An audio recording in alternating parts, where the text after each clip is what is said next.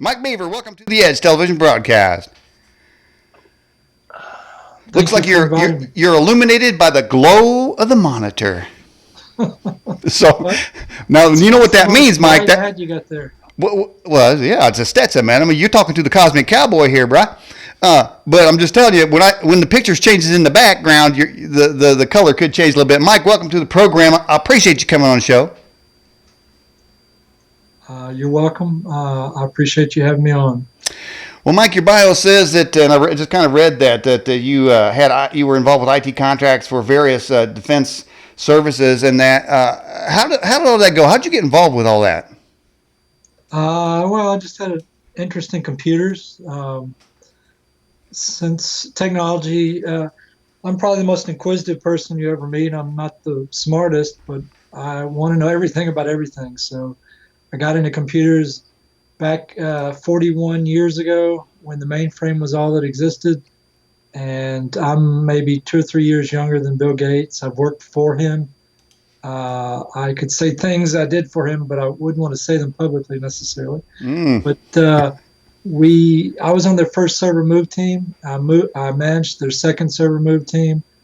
I've worked for my customers include the CIA, the FBI, Defense Security Services, DISA, which is the IT department of the Department of Defense. I've worked at the Library of Congress, Treasury Department, Microsoft, and tons of companies. The Fortune 100, Fortune 50, all the famous companies. I've worked at a lot of them. I've had over 60 contracts over 20, more than 25 years professionally, 41 years non-professionally, 25 years plus professionally, 60 contracts. Now, are you looking through a laptop? Or looking through? Are you talking to me through a laptop or a PC or a desktop? Desktop.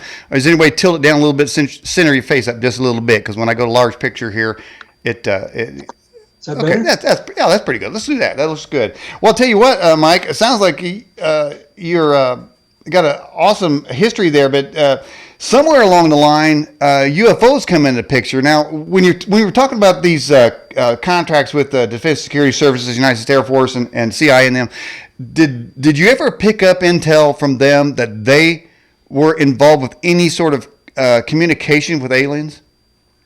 No. My CIA work and my FBI work it's all computer geek work. I didn't deal with anything, and there was nothing interesting about my government work. The closest I ever came to learning anything from anybody that worked for the government that the public doesn't know is I was actually at Wilfred Hall, I think, and there was a guy there that was a government employee. I don't want to get too specific, but he revealed a secret to me, but he didn't tell me anything that would compromise anything because he didn't tell me the where, and he didn't tell me the details. He just said he knew I was interested in the subject, so he pulled me and another guy into a room, and he just mentioned that he was a guard working for the Air Force, and at the time he was like government employee. He wasn't even Air Force, but he was running the Air Force, and so as a civilian, and when he was a guard way back when, 20, 30 years ago or more, there was some aliens that came over and buzzed around where he was at someplace. He didn't, like I said, he didn't tell me where, and so he didn't really break any oaths. He was very vague, but that's about as close as I've ever come to learn anything from the government about aliens. All my alien stuff. Actually, you talk about being in IT and then getting to UFOs. It's actually the other way around. So I started working with computers 41 years ago when I was like 16 in high school, in junior high. But I had my first close encounter only 4 years later, or actually only 2 years later when I was 18. And so, a lot of my alien stuff actually predates a lot of my government work. So, Let me ask you something, Mike. Some people say that, and I guess I first heard it on the movie Enemy of the State, but they said that the technology that we do see is 25 years behind the technology that is available in these sort of top secret organizations. Is that true? uh, Or about the well, same? well, I couldn't really speak authoritatively in that area. I can just tell you that um, we're going to jump to the end of my book at the very beginning. Uh, not terribly long ago, um, I because of some domestic disputes between me and my wife, I was in jail for basically my wife got possessed. Okay, and I confined her to a space because she wasn't in control of her body, and that's not legal. You can't. You have to let your spouse die. You cannot assist them with, you know, if you confine if your partner gets possessed and you confine them to a space, you've just committed a felony. So um, you just have to let them die. That's the law, and it's really sad that the law is kind of counter to the best will of things. But you can't go around tying women up either. So I can understand the nature of the law. So I confined her to a space to keep her alive, and because of that, I almost spent 2 years in prison. But what I did do was spend 5 days in jail, and the first night, in the middle of the night, the cops came into the jail and pulled me out of the jail and took me outside and put me in a police car, and they drove me somewhere. And for all I know, they drove around the block 4 or 5 times and back into the same building. For all I know, it was too dark. It's really dark in the area I was at. I couldn't tell where they were taking me. So we went into a building. Like I said, it could have been the same building for all I know. And basically, I was mind screwed for about 5 days, and it was not very fun. And the reason why I brought that up was because you mentioned about high technology. The only high technology I've ever seen that a human has had access to was during that experience. There was so this facility was kind of odd. Have you ever seen the TV show 60 Days In? Have you ever seen that show? Huh? Missed that one. Okay, so in that show, what they do is they take people that are adventurous and who want to help the sheriff out, and they stick them in a jail, and they pretend to be inmates, and they're like basically narking on all the people in the jail that are doing drugs and selling drugs in the jail and doing things they shouldn't be doing to the sheriff, and they're pretending. So in the show, you have a jail facility that it's all videotaped all throughout the whole facility. There's cameras in every room. So, but in the common room, it's just a common jail. You have 2 floors and a bunch of tables where people can sit at out in the common area. So the place I was in looked just like that, like a regular jail, except there were a number of distinct differences. One of them was it was like they just built this facility the day before. It was spotless. There's not a scratch on anything. Literally, it could have been built the day before. There were no humans. They did have some other cellmates, but there were probably less than 6 people in that entire facility besides me. And they were all blacks. They were all dark-skinned blacks. There were no Hispanics. There were no light-skinned blacks. There were no whites. There was me and probably less than half a dozen very dark-skinned black people. Mike, I kind of want to get back to you tying your wife up. Now, Okay. uh, I didn't tie her up. That's not what happened. okay. Now, what'd you do to her? I just confined her to a space. Okay, you didn't tie her up though, man.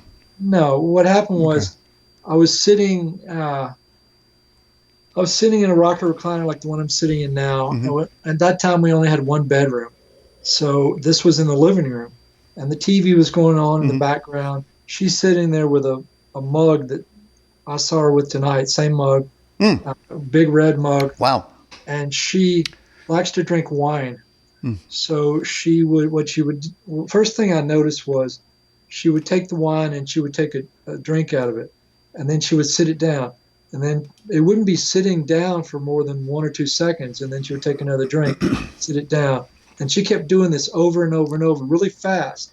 I've never seen her do it since. I've never seen her do it before. It was unique to that one event. Okay, so you locked her up. No, no, no. We're just getting started. Oh, okay, go ahead. So, okay, uh, so the next thing I noticed was her eyes turned black, completely black, Ooh. and then they turned completely red, and then they rolled up in the top of her head and turned completely white, and then that pattern started repeating itself: black, white, red, or black, red, white, black, red, white. Wow. And after that happened so many times, she stood up and she turned to the right and she went to take a step. And I still to this day don't remember if she took a step. If she did, she only took one. Mm-hmm. And at that point, it was like somebody shot her with a freeze ray. Mm-hmm. She stood there, frozen, gone. Mm. She was out of her mind and she was not in control. Mm. And she was totally frozen. And I sat there looking at her in my rocker recliner for a very long time. It could have been, for all I know, 30 minutes. Mm-hmm. It was a very long time. She just stood there totally frozen. Mm-hmm. And at some point, I got up, walked over, and I sort of did this without much thought. Mm-hmm. I kind of got drawn into the situation, basically. All right. And that's when you locked her up. Well, no, I didn't lock her up. Oh, okay. What I did was I grabbed her wrists, I walked her into the bedroom and threw her on the bed. And I tried holding her standing with her now, wrist. the toss, was you like 3 feet from the bed and tossed her 3 feet, or how far did you throw her? No. Like dwarf tossing, or? She was not harmed. She was just right next to the bed. Yeah. Oh, okay. Okay. And so anyway, I'm standing next to the bed holding her wrist, and she's freaking out because she thinks I'm trying to kill her. Mm. She's like, she has why would she think that? I don't get it. Well, she's had a very paranoid personality all her life, and she left me the first 2 weeks I knew her twice because she thought I was poisoning her. This was 16 years ago. Every once in a while, and I was talking to my mother the other day on the phone. I had her on speaker, and in the background you hear my wife saying, "Don't poison me." This was like 16 years after she started thinking I was poisoning her. 16 years later, she still thinks I'm poisoning her. It's like the slowest poison ever. So, anyway, I'm standing beside the bed holding her wrist, and she's thrashing around, and I realize I can't really control her doing that. So what I did was I got up on the bed and I sat on her waist, facing her, on her upper legs. Mm-hmm. And she's bucking around like a bucking bronco. Mm-hmm. She's thrashing. Sounds like she's having a seizure, though, man. I mean, rather than needing an exorcist, maybe she needs some kind of drug or something. No, she's not. So anyway, all I'm doing is holding her wrist just hard enough to keep her from getting loose.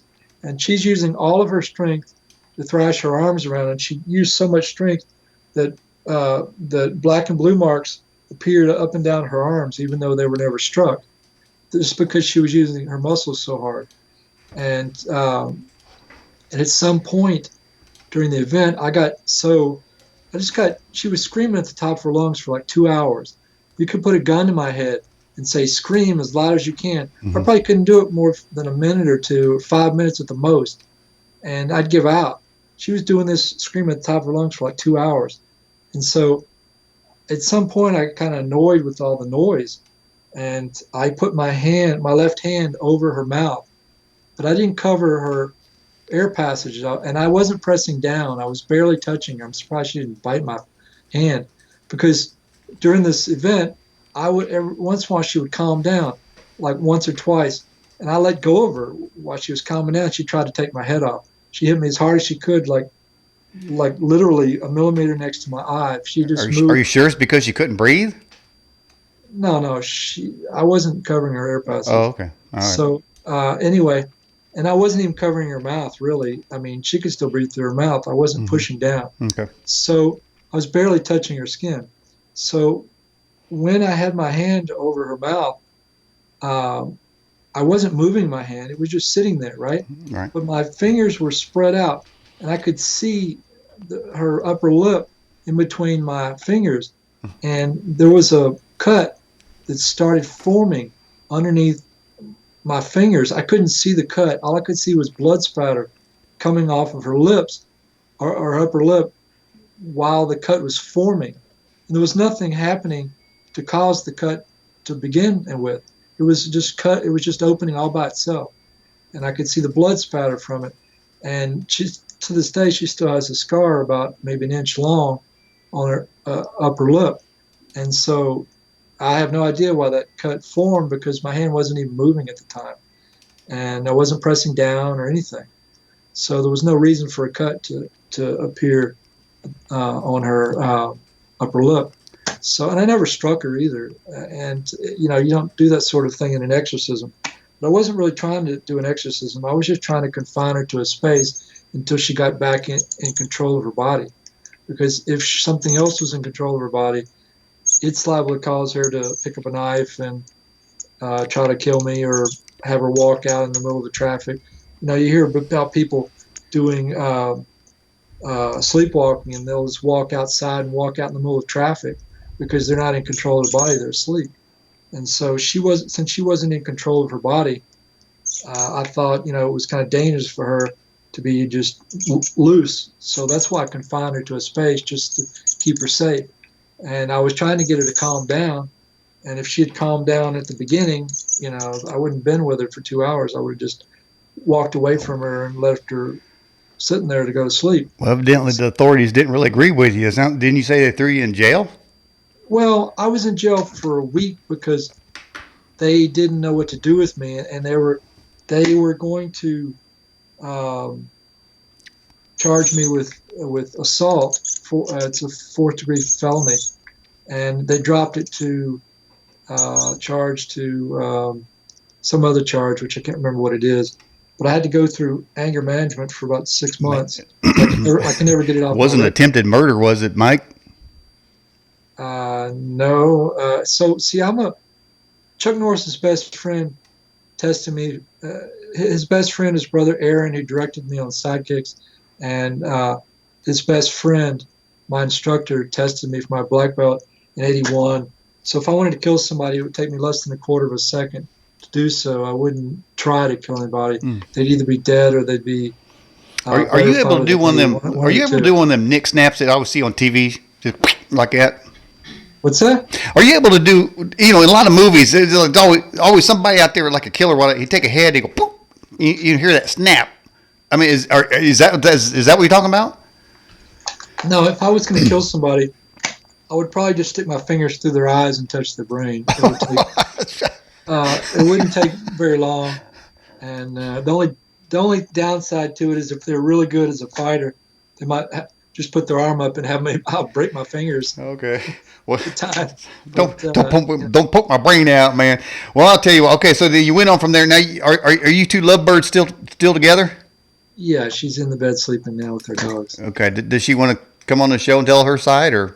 No, I don't think you want to go there. She's. I mean, she's not strapped to the bed, is she? She's still in denial of having ever been possessed. So, the only other time I've seen her possessed was she was sitting on the couch, within a month, probably a month or two of that event, and her eyes started doing the same thing again. And she said, "Welcome to Sweetie Pie." She kept saying that over and over, "Welcome to Sweetie Pie." And I have no idea, but a long time ago, when I first met her 16 years ago, I had her in a trance. I'm a hypnotherapist, and I had her in a trance, and I was talking to a voice in her, and my intuition told me that this was something strange about this voice. So I said to the voice, I said, "Is this the conscious mind?" It said, "No." I said, "Is this the subconscious mind?" It said, "No." I said, "Is this the higher self?" It said, "No." I said, "Who are you?" It gave me no response. It was silence. I said, how many of there are you?" It said, "We are Legion." Now that was 16 years ago when I first met her. And I'd forgotten about that until after this other event. But she's let's say she's extremely influenced, but here's the thing. She got started on her first 14th birthday. She was one of her neighbors came over with a Ouija board, and they played with it as if it were a toy on her 14th birthday.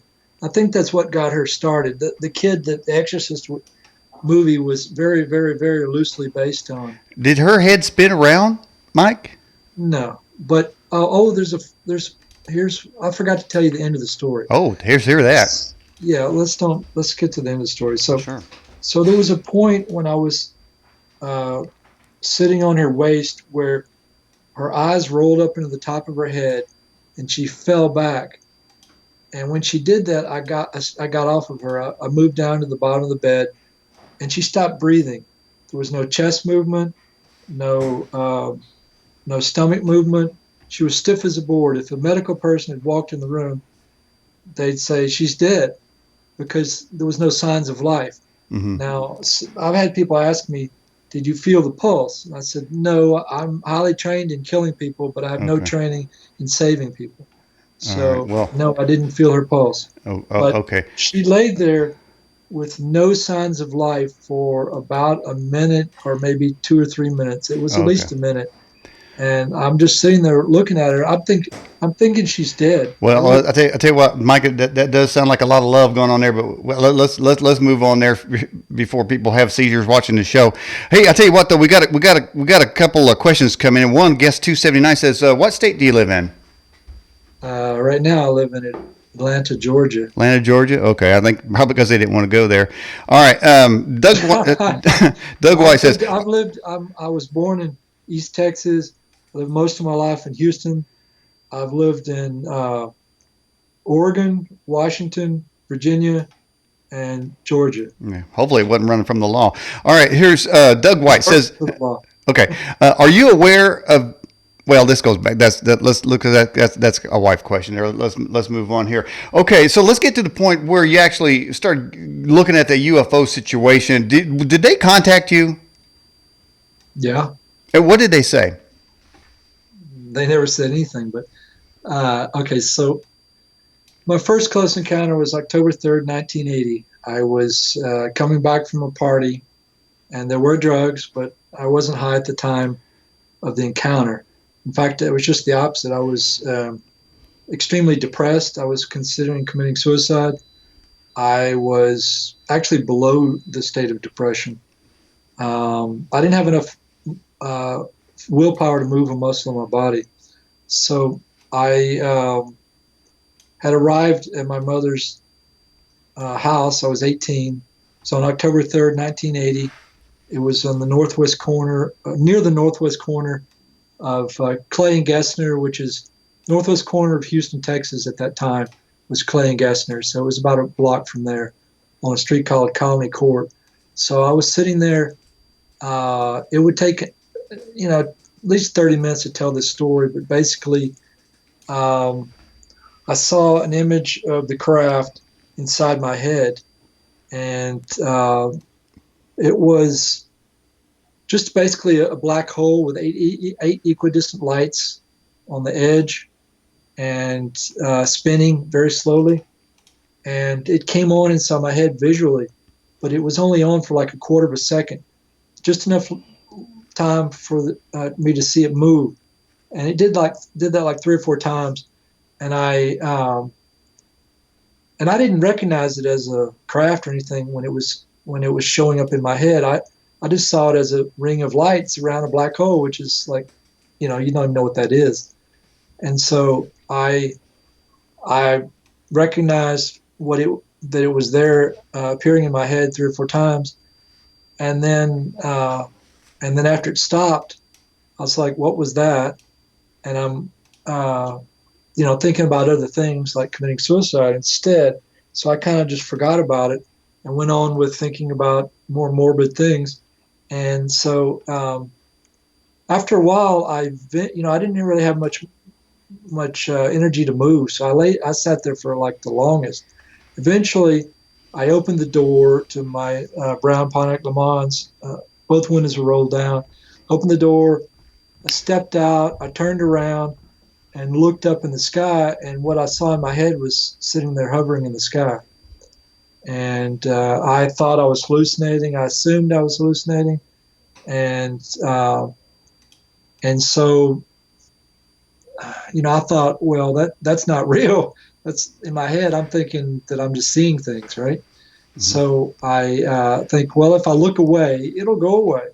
And so I turn around, I roll up the window on the left door. I step in my car on my knees and reach over and roll up the window on the right side. And I look at the clock, the digital clock in the car, and the Brown Pontiac Le Mans, and it says exactly 11:00. It's 11 p.m., October 3rd, 1980. I step back out of the car, shut the door, turn around, it's still sitting there. And so it's kind of a long story, but basically, it very, very, very slowly rose up a couple degrees and went down a couple degrees, and then came back up in the center where it was. And I, when it first started dropping, I thought it was going to land, but then it started going up. But when it's going up, I'm thinking, oh, they're going to leave, and then it comes back to the middle. And I'm like, well, they want to land, and then they want to leave. Oh, maybe they want to take me with them. And so Maybe that's where the whole time you're thinking about killing yourself. well, that was before. Okay. They came. They probably came because they realized I was ready to leave the planet in a different manner.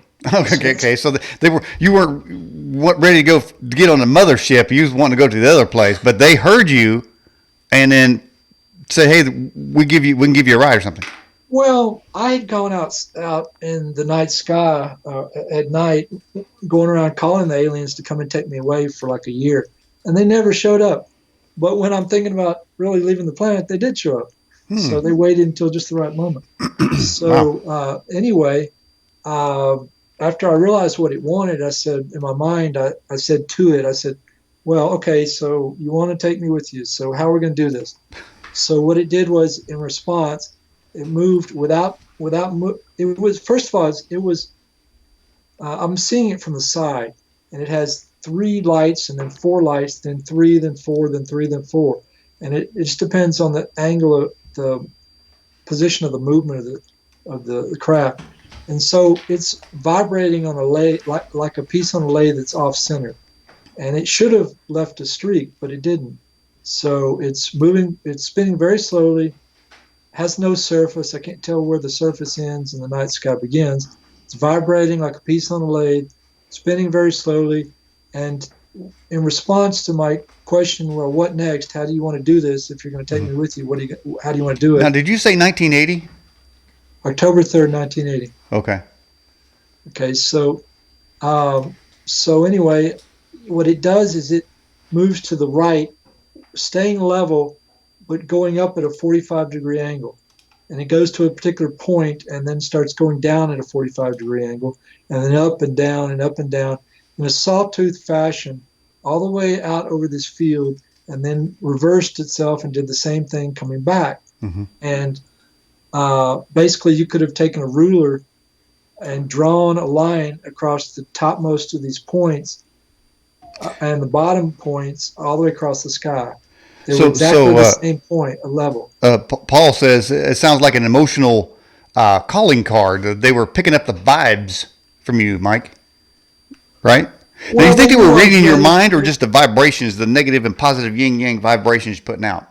Well, they knew I was ready to go, so they You said, had "Oh, enough, and you just he's ready to finally check ready out. to go. I tell you Time what, to." Mike, if you did go, I mean, would you go up or would you go down? Well, okay, so I once met a guy. I was working. I worked as a stuntman in the movie industry for over a decade, and I was on a movie set that I was the stunt coordinator and a bunch of other things I did on this movie. And there was a guard.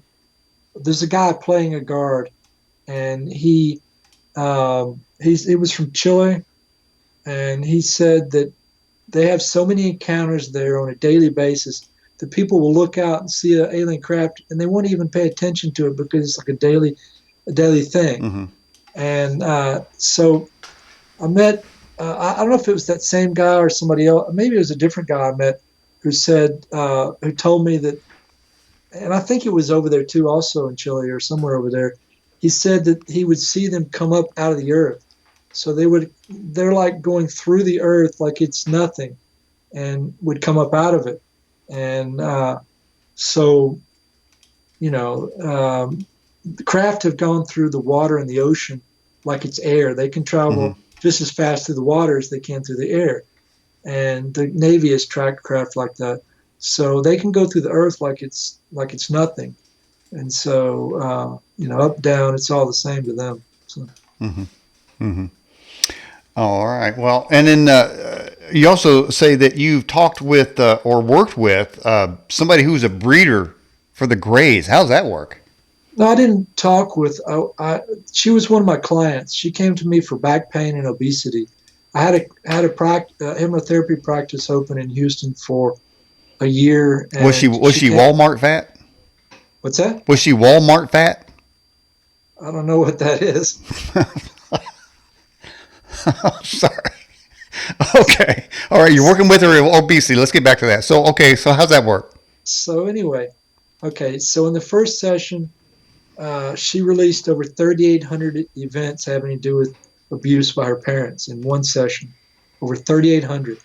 And my teacher taught me that if you release too many things in one session, you'll just go nuts. So your subconscious mind is your protector, and it keeps you from releasing too much stuff in each session. Hmm. Otherwise, so you don't become unbalanced. Hmm. So she basically broke his what he was saying was true. Well, hopefully she She didn't kind of release she kind gas of though. proved that wasn't true. Hmm. So I was very skeptical because I'd worked with people who had attaching spirits, and the attaching spirits pretended they were going into the light, and it was all just a pretense. It Right. wasn't really doing anything. Hmm. So I assumed that was the case with her. I figured that her subconscious or some part of her was just playing games, and she didn't really release all that stuff.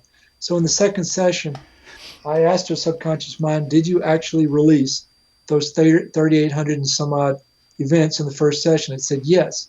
And I said, well, uh, did you do you have any other events that have to do with back pain and obesity? And it said yes. And I said, how many?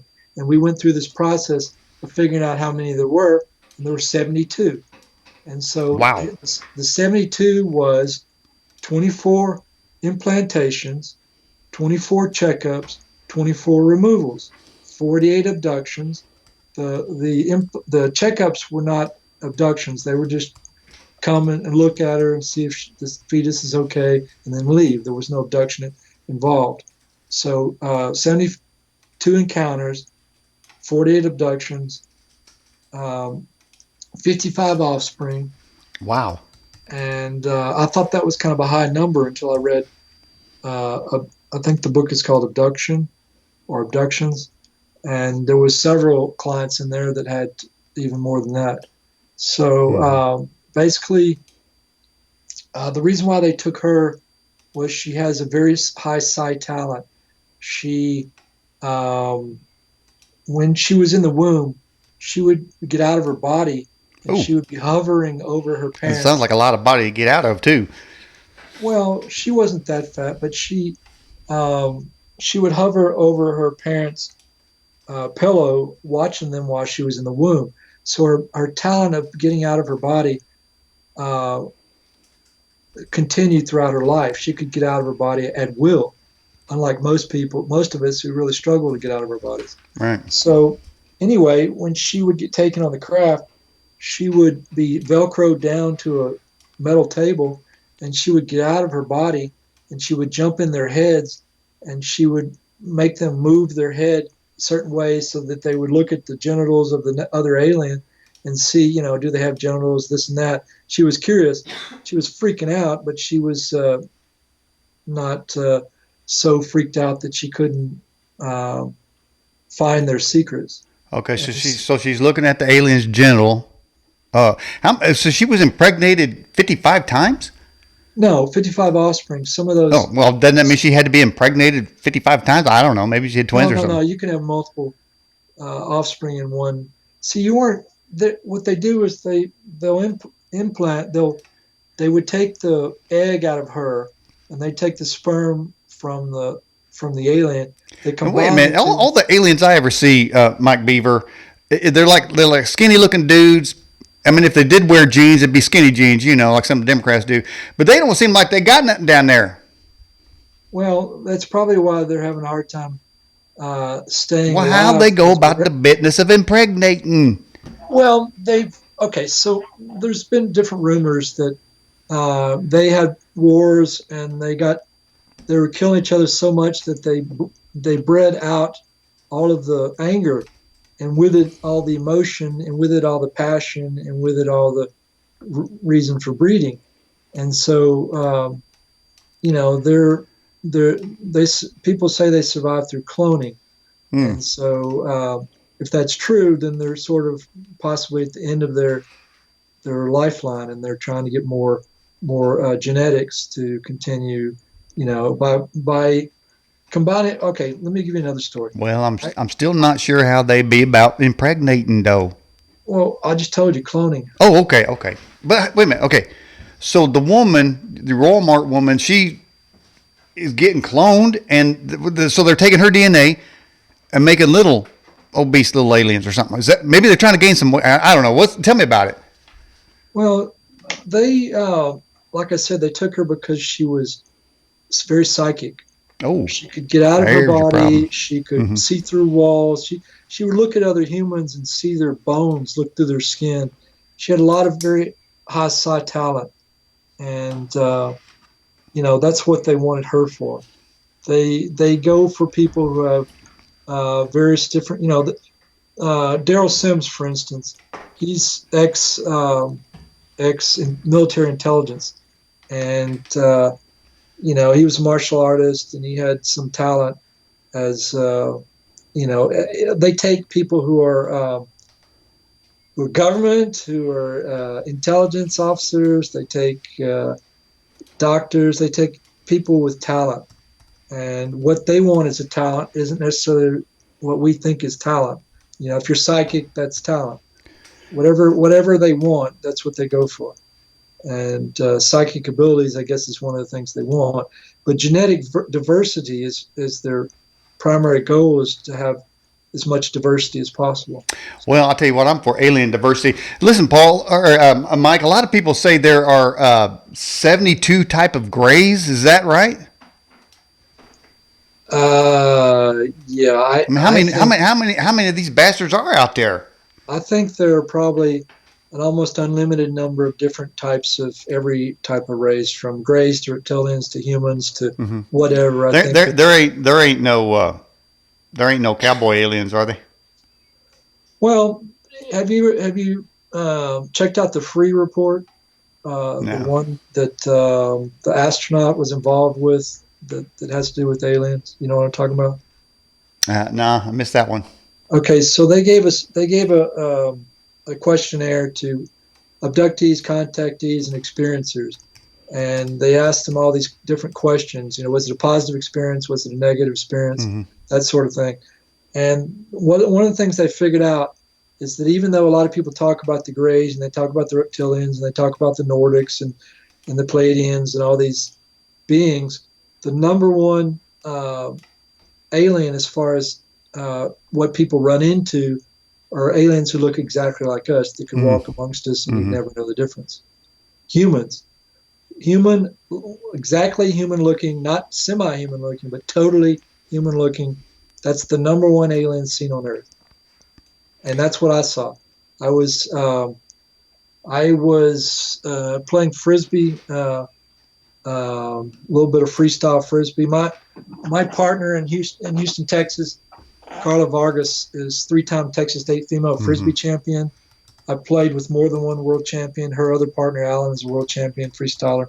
Anyway, I was playing at Virginia Tech, where the kid killed 50 some odd people, or 47, or whatever it was, where they had that mass shooting. Hmm.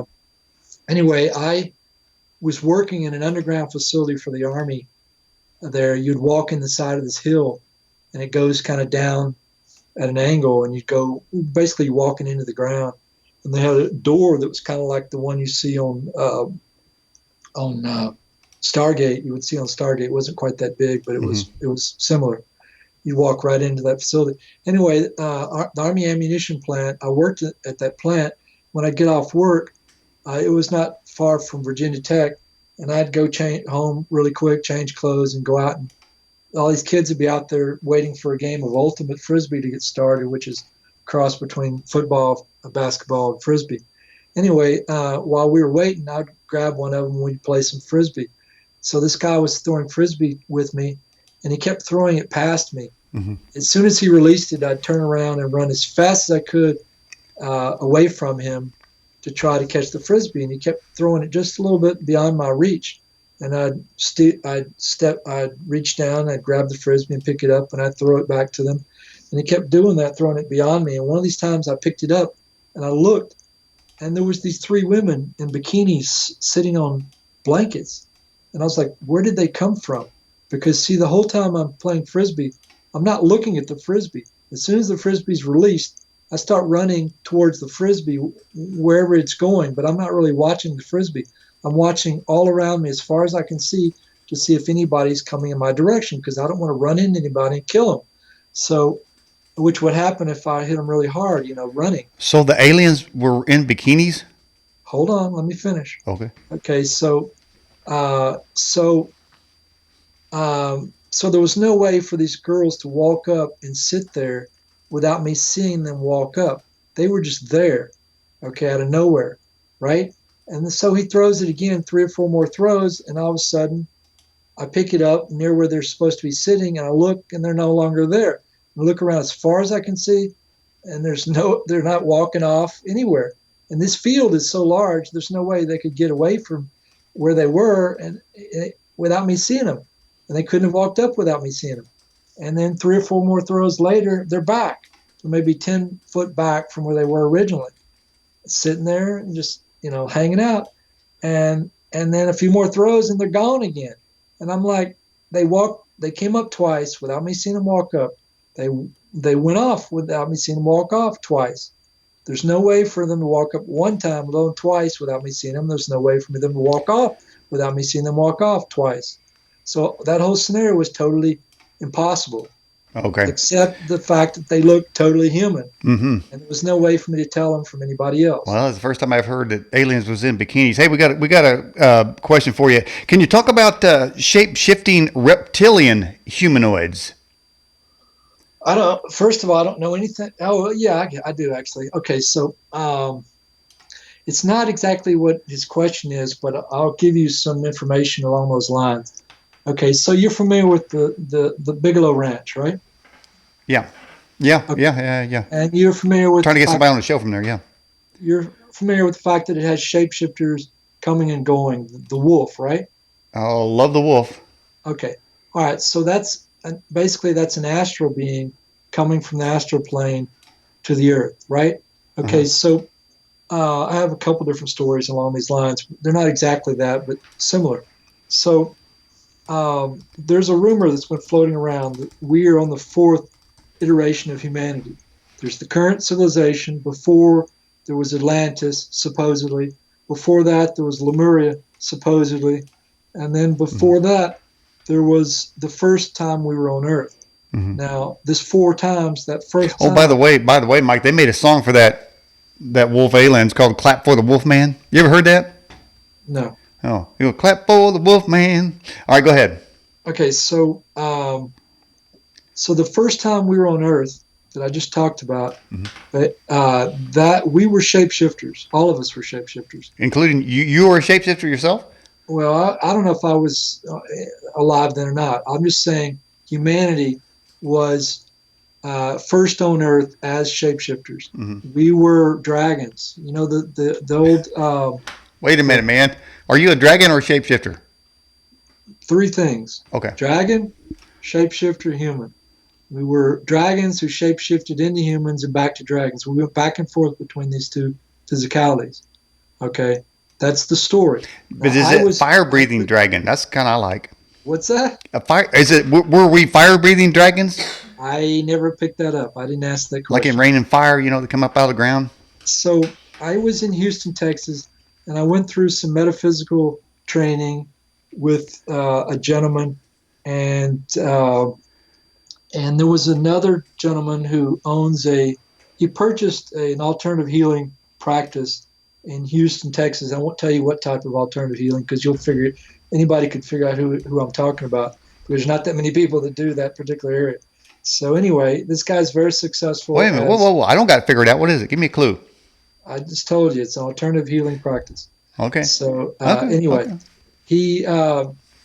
he told me this story. He said him and this girl that was also in the class I was in, they both went to China, a very remote part of very northern China, probably somewhere near the Mongolian border, and out in the middle of nowhere. And they ended up in this room with like 100 people or 200 or 300 people, and this lady would regress them to past lives. And the way she did it was she would take them out of their body and put them back in their body, and take them out of the body and put them back in their body. I've never heard of this technique as a hypnotherapist, but this is what he told me. So he said that when his group got regressed, they were all in that time when we were shapeshifters. And he said when we were in the human form, that the aliens would come down. They were in these craft that were shape of a ball. And if you look at he said there were statues all around there at the different temples. Wait a minute. I thought you said the aliens didn't have any balls. No, they were in balls. Oh, okay. I'm sorry. Go ahead. Okay, so anyway, if you look at these statues, you'll notice that the dragons always have a ball in their paw that they've captured in their paw. And so the Chinese think that represents the earth or various other things, but it doesn't. It's the aliens that when they would come at us as dragons, we would just reach out with our paw and grab their craft and crush it and kill them. Grab their what? The craft. Oh, okay. Okay, so the ball that they were in. Okay, yeah. Right, okay, the ball. Okay, so what they did was when we were in human form, they surrounded us with some type of magnetic field where we couldn't change into a dragon. And they took us off and basically took away our power to shapeshift. And that's how we lost that. But that's the story he gave me. He never wanted to be associated with the story. He never asked for a dime. And it would actually interfere with his business if he were connected with this story. So anyway, that's... so it's a shape-shifting dog girl in a bikini with a set of balls. I'm trying to put it all together. On the Bigelow Ranch, they had guys there that were in trench coats that had dog heads. Oh. And you didn't hear that one, did you? No. So yeah, they saw. That scared the crap out of me, Mike. What's that? I mean, a guy walking around with a dog head would be pretty scary. Well, they said that they were standing there in trench coats, smoking cigarettes, and they had dog heads, and then they came back like a day later, and the human dogs were gone, but the cigarettes were still there. The butts from the cigarettes that they smoked were still there in the same spot. So that's part of the story of the Bigelow Ranch. He sold it, right? So the dog creatures were smoking cigarettes. Seemed like they were smoking something else. I tell you what, I may pick one up if I saw one of them creatures. But yeah, no, I've heard about the Skinwalker Ranch. Somebody just bought that, trying to get all that stuff, those supernatural happenings to themselves. Man, I think we had to sneak on there, kind of like Area 51. Just got to sneak through the back, and find out about it. Have you seen the movie about it? No, I haven't, man. What's the name of that one? I'll put that on my watch list. Well, hold on, I'll tell you. 1 second. Yeah, take a look at that. Hold on, people. It's on my website. Everything. Oh, really? It's on my website. Oh, but put that back on. You just went dark. I went dark? Yeah. There's no way. You're still there. It looked like your monitor went off. No, it just I just changed my website that I'm on. That's all I did. That wouldn't shift. Okay, well, we better change it back, man, because you're like in a dark room, kind of like you put your wife in. Well, turn the light back on. Hold on, I'll turn the light on. So just because you're complaining, I'm trying to get the people to see you. Hold on, I'll turn the light on. 1 second. Tell me if this is better. Oh, there you okay, wait a minute. I think we got some light, people. And he's coming around. And he's... Is that better? Oh, there you go. Hey, you look better in the light too, man. So, are you on my website? No, I'm not on your website. Hey, I can go there. Hang on. I don't think I'll change our screen any. Let's get on over there. And I'm on your website. Okay, so on the right of the website, you have a scroll bar. Okay, I got Scroll it. down until you see where it says, like, I'm talking about near the top. You have my name in white. See The it? next white, it says recent featured videos. Right. And then the next white, it says featured videos. All right. Then it says movies to watch. Yeah.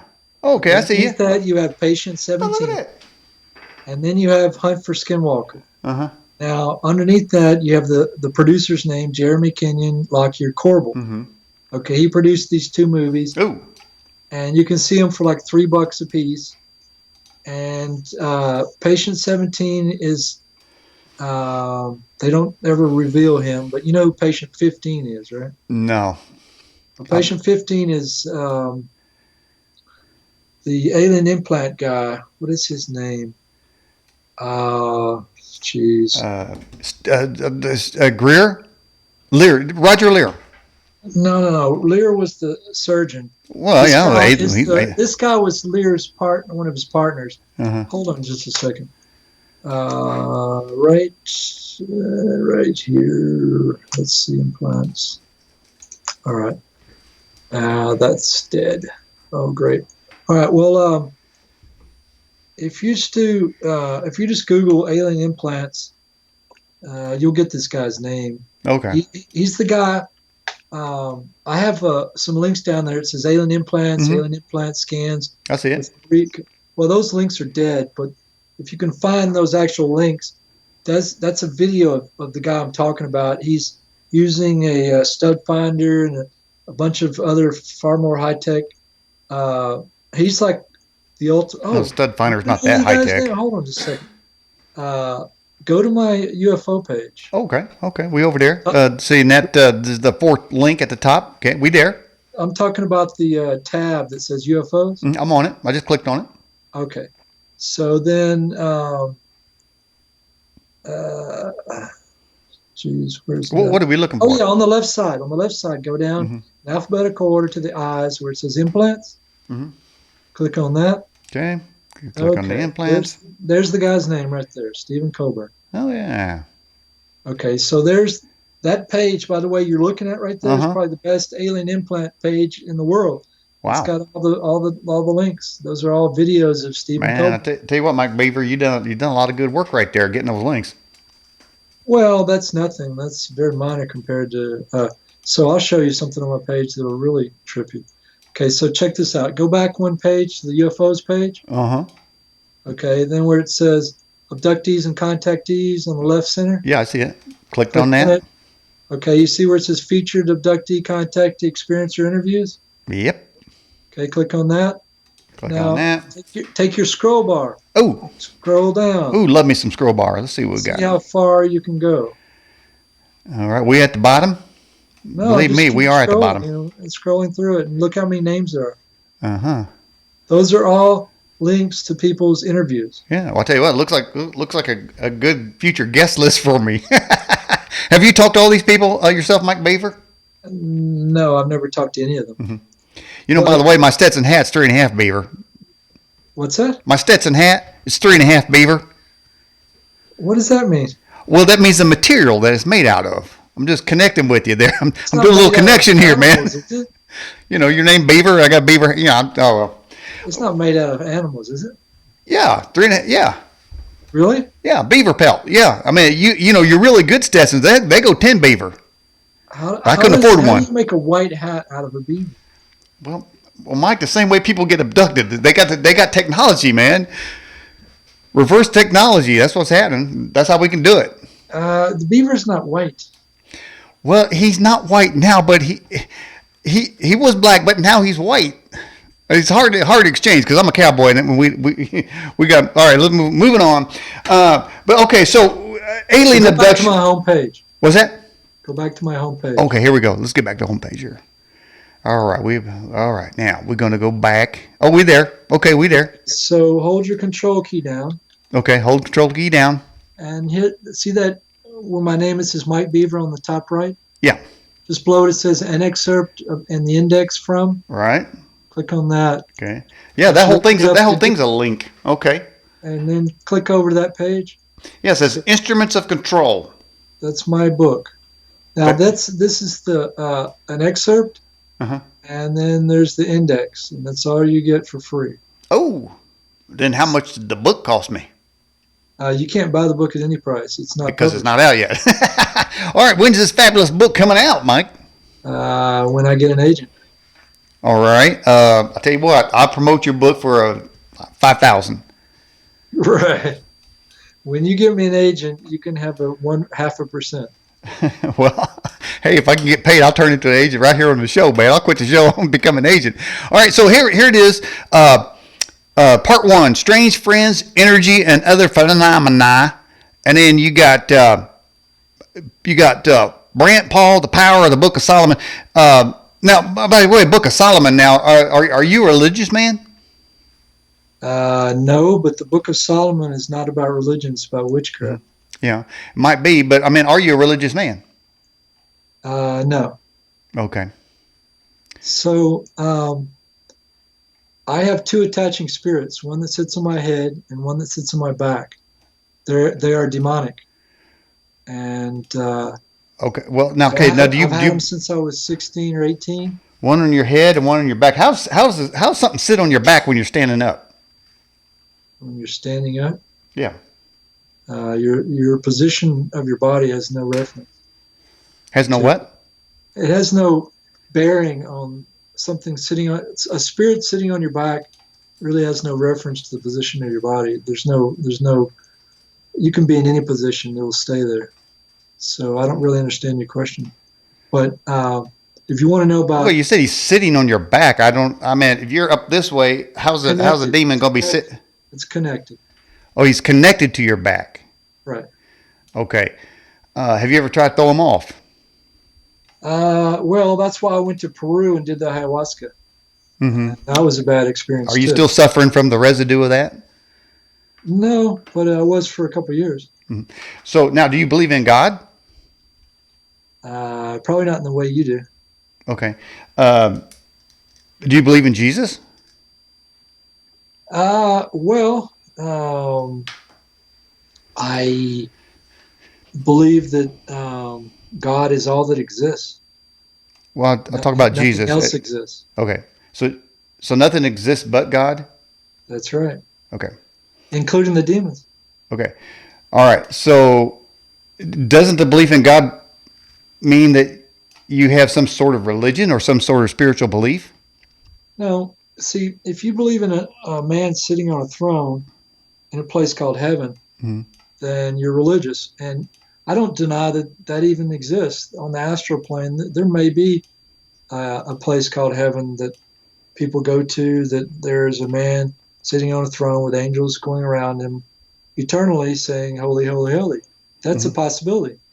But I don't, even if that's true, that doesn't, I don't, let me put it this way. I don't diminish God to any type of reference point, Right. such as a man who was born and died on the earth, Jesus, a being in heaven, or the burning bush, or any other reference point. I don't diminish God to these points. I believe that God is omniscient, all-pervading, and all-powerful, including inside of you. And so there's no place where God is not. And there's nothing which is not God. And so that's what I believe. Mm-hmm. So who do you think Jesus was? Well, I don't know that he ever existed, but if he did, he would just be another aspect of the Creator. How do you pronounce it? How do you pronounce his name? Well, first of all, there was never a man with the last name Christ. It would be called Jesus the Christ, because Christ is like angel or demon or deity. It's a position of power. It's not a last name. So he was properly be called Jesus the Christ. not Jesus Christ as in first name, last name. Hmm. So that's the answer to that question. But if you want to go back to Brant and Paul, he showed me chi, subtle energy. Do you know what that is? No, but somebody asked a question. Could you define God? God is the only thing that exists. Nothing else exists. But there's two Now, phrases. well, how did you figure that out? Logic. There's no see. Okay, so if you believe that God is only things which manifest within reality, then you're taking a God to be like the old gods, the Norse gods, and the other Roman gods, where Apollo and so forth. They were beings that moved around within reality and did things like creating and destroying, but they were beings, if they ever existed, which I doubt, but if they did, they were beings within reality. And since the creator can never be less than the creation, the God has to be greater than the creation. And we live in the creation, which is the entire universe or an unlimited number of multiverses. God has to be greater than all of that combined. Not just, I'm not saying he's not, cannot manifest within these realms, because he does in all things, but it's not just male, and it's not just the Father, the Son, the Holy Ghost. Even if all that's true, it is much more than that. Well, Mike Beaver, how is it you were trying to get rid of the demons in your wife when you got one sitting on your head? Well, like I said, I got influenced to be pulled into a scenario where, I should have just let her go about her business and, let go and not even think about doing anything about it. That's what I should have done. And, she might be dead by now if I'd done that. But I took the more dangerous path of trying to keep her confined to a space to help her. But, when I told that to the cop, of course, he thought I was nuts. And, No. He did? It all depends on who you talk to, whether they believe you're nuts or not. You can talk about aliens and UFOs and they will lock you up, but they're a lot less likely to lock you up today than they used to be. But if you talk about possession, they'll still lock you up. And so, that's a different story altogether. But if you want to know about my attaching spirits, I was in Portland, Oregon with a girl. I used to go to what we called out-of-body parties. We would listen to Robert Monroe's hemispheric synchronization tapes. And there's your problem right there. We would try to get out of our bodies. I never succeeded. I never got out of my body. But the girl who had the party, she was sitting across a table, a card table from me, and she looked at me and she said, you have an imp jumping around on the top of your head. And I said, and it was jumping around on the top of my head at that time. And so I knew that she could see it because them imps are nasty dudes, man.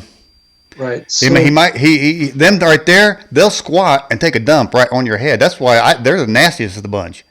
Right. So anyway, the second story is I was in a jail cell and also in Portland, Oregon, and I was sitting there doing I was trying to do yoga. At that time, I was into a yoga where you move the energy, subtle energy through your chakras, your different parts of your body. I was bowing and moving side to side. And after I finished my yoga, I looked over at my cellmate. He was sitting on the bottom bunk. He looked at me and he said, I bet he had a demon too. He said to me, you have a demon sticking its tail in your back. And I moved my conscious awareness to my back. And I could feel the sharp pain that the demon was causing in my back. But I could also feel the energetic signature around that pain as well. And I knew that energetic signature was not normal. I knew that intuitively. So I knew about the one on top of my head before the girl mentioned it. But I did not know about the one on my back before Jason mentioned it. Well, Mike, if you're doing Ouija boards and seances and ayahuasca, man, you're doing a call out to the demons, man. You're saying, "Come on in and possess me." You're just doing a shout out. You need to call on Jesus and have him come in and exorcise some of these demons out of there. Well, Jason, the guy that saw the demon in my back, in a former lifetime, he was an exorcist. Mm-hmm. And he would stake people to the ground and he would do the exorcisms on them. And he forced a demon out of this girl or this person's body. He had him staked to the ground, and he surrounded the body with salt, and he did a ceremony to sanctify the ground upon which the person was staked down to, and then he did a ceremony. He did some type of ritual to force the demon out of the person's body into a crystal ball. And when it went into the crystal ball, when it came out of the person, it blew out their stomach, and their entrails fell all over the ground and unsanctified the ground. And so when it went into the crystal ball, it still had some of its power. So it basically exploded the crystal ball and went into Jason. And he's had that same demon wait in the astral plane. Every time he leaves the body, and he'll go into the higher planes, and then when he comes back to Earth, he goes through the astral plane. It'll attach to him before he actually gets into his body. And it's been with him for like 4 lifetimes. So they don't just go away when you die sometimes. In fact, I was trained by Compassion in Action, which is one of the world's largest. You know who Daniel Brinkley is, right? Yes. Okay, so his organization, Compassion in Action, CIA, I went through their training up in Seattle, and there was a girl there that was given the training, and she said that one of her patients he was kind of dark when he was alive, and after he died, she saw he materialized in the room with her, and he was kind of dark still after he died. So after you die, you can still have your attaching spirits and still be influenced even after you're out of your body. Mike Beaver, from the political realm, do you tend to vote or agree with Democrats? I'm an oxymoron when it comes to politics. I am a socialist libertarian. Socialists on the far left, libertarians on the far right. You're a Bernie guy. No, I'm also AOC. I'm also the gynecologist. Oh, What was his name? Who? I don't know any gynecologists myself. No.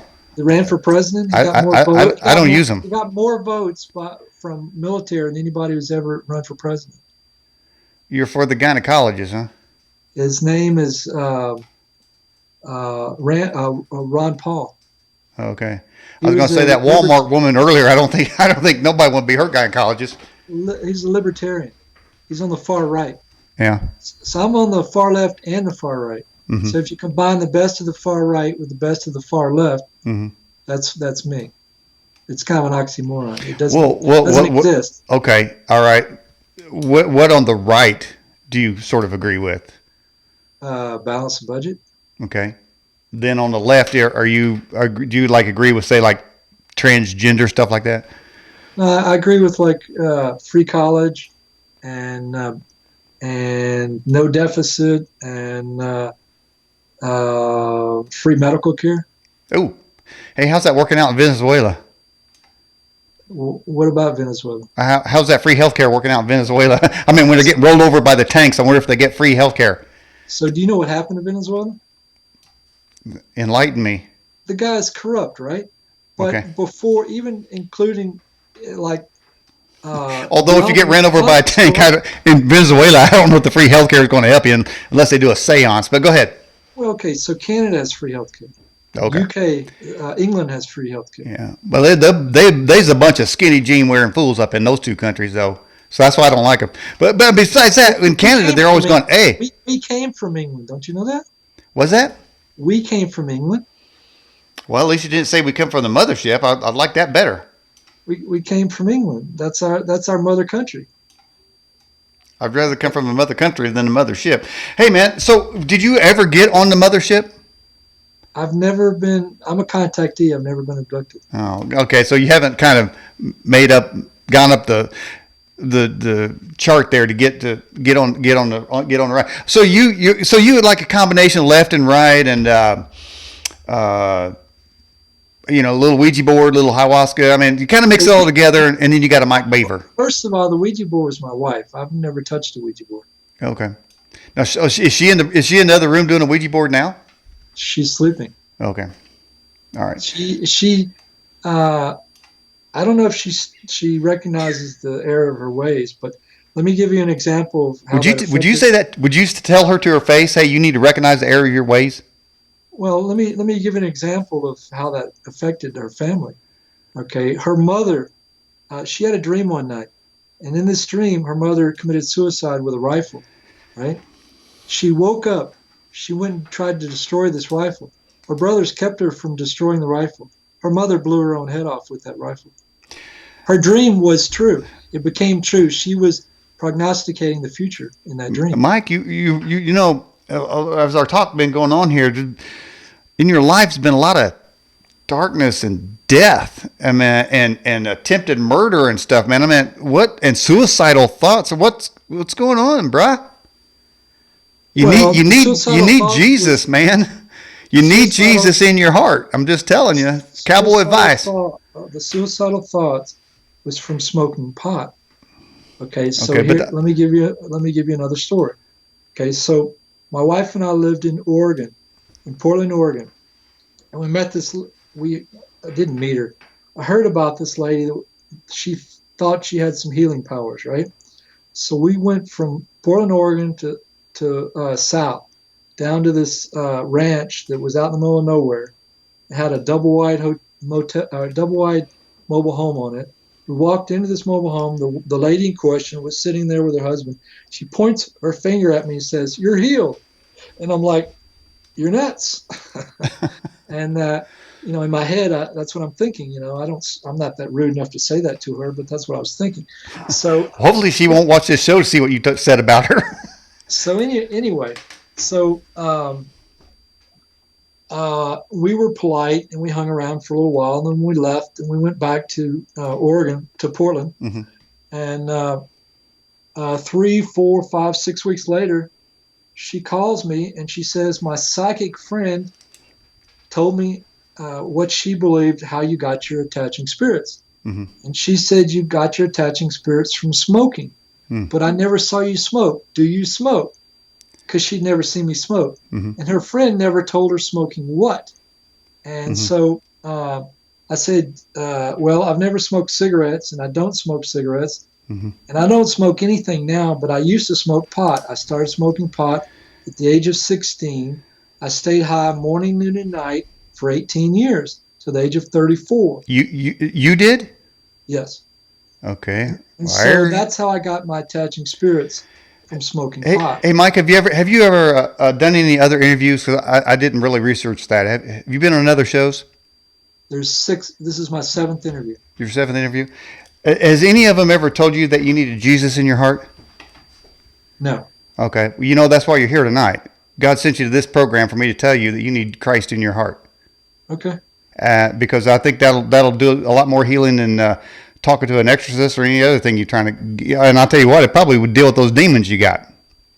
Well, I have a dream about a plan about the future, how to deal with all that. And I was at a meeting one time, and this girl, we'd gotten up for a break, and this girl was walking past me, and she stopped and looked at me, and she said, "You got your problem." She said, how did she say? She said, "You believe that if you keep your problem, that one day they'll help other people get rid of theirs, right?" Mm-hmm. And I looked at her and I gave her a big smile and I said, "You're good, and you're right on the money." And she said, "What arrogance!" And that's the next thing that came out of her mouth. But so here's my dream, or my plan.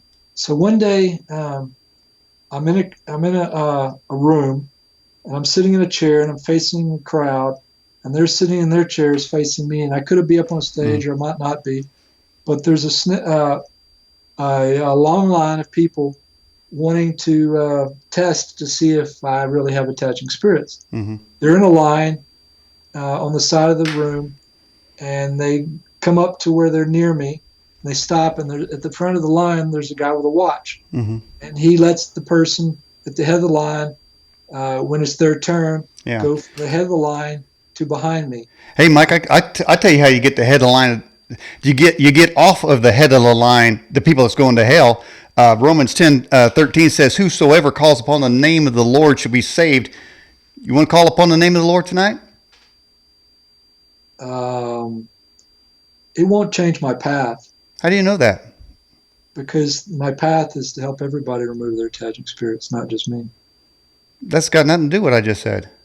It is. You can go on. You could go on. I mean, you can accept Christ as your Savior and still go on and help others in their path. Right now, I'm helping you in your path, while you help others in their I path. used to be a Christian. I've accepted Christ many times. Mm-hmm. And then what happened? I continued along my path. Well, earlier you said that Jesus didn't really exist. No, I didn't say that. I said if he didn't exist. I never said one way or the other. I'm going to go back and listen to the tape, you know. You go ahead. Okay, I will. Maybe somebody can enlighten us if somebody's been paying attention to the broadcast. By the way, Mike, we are getting near the end of the broadcast. Have we talked about all the topics that you came prepared to talk about? Oh, not even close, but that's okay. You know, there's many times we can talk in the future. If you want. Okay, so when's this book coming out? Like I said, when I get an agent. Oh yeah, that's right. And then I said $5,000. Okay, and you seem like to reject my offer. $2,500. Look, you can always get a percentage if you get the agent. See? Okay, 50%. I've reached out to every agent in the United States that I'm familiar with that I could get close to, and only one of them actually wanted to see the book, and he didn't really talk to me much about it after he saw it. He just said, "I can't publish this book," and so one rejection and a whole bunch of other rejections before even really getting much into it. So it is what it is, and if it gets published, it does. If it doesn't, that's fine. Maybe I'll make it have a movie made out of it before a book. Okay.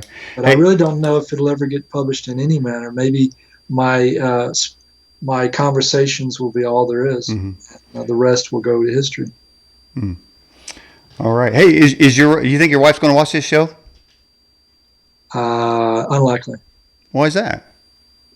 Because she doesn't watch YouTube or listen to the radio or do anything fun that I like to do. It's not because you don't let her, is it? No, she likes old movies from Turner Classic Movies, TCM Classics, the old movies that you remember when you were a kid.